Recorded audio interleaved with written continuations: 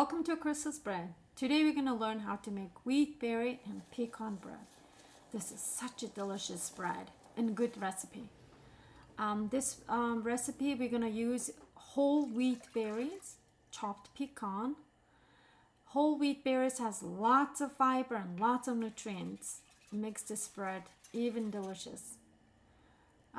Because it's a hard grain, we're going to soak it overnight, then cook it until it's nice and tender, and then cool it down a little bit before you're adding to the recipe. For this bread, we're gonna put everything in a mixing bowl, then add chopped pecans and cooked wheat berries, then mix it really well. Then add the whole wheat flour, and then we're gonna add unbleached flour, half a cup at a time. Then mix it well until the bread dough comes out of the side of the bowl. At this point, we're gonna put it on a flat surface and knead it by hand. When you're kneading by hand to create gluten, you're really kneading it hard, sweating, kneading 10 minutes or more until the gluten forms. More gluten forms, the bread's gonna be softer and airier. If you have an electric mixer, you can use it to test if the gluten forms. You can pinch it with your thumb. If dough is elastic and bounces back, then gluten is ready.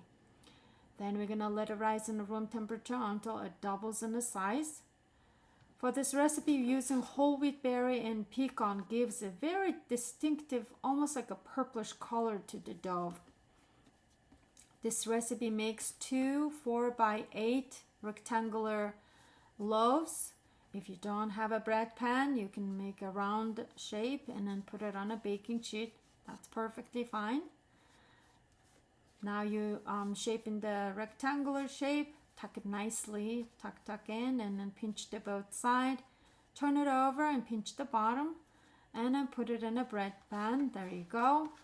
We're gonna let it rise in a room temperature about 40 minutes or so until it comes above the bread rim. Make sure to turn the oven 30 to 40 minutes prior to putting the bread in the oven. You want to use a nice hot oven. You don't have to score the bread. I'm just demonstrating it to show how it's going to look like. Because of the honey and oil in this bread recipe, it gives a beautiful golden brown crust color and it smells so good. Tap the bottom to see if you hear a hollow sound to check the bread is done. Let it cool, and here you go. When you cut the bread, you see the nice swirl, different colors comes from the wheat berry and pecan.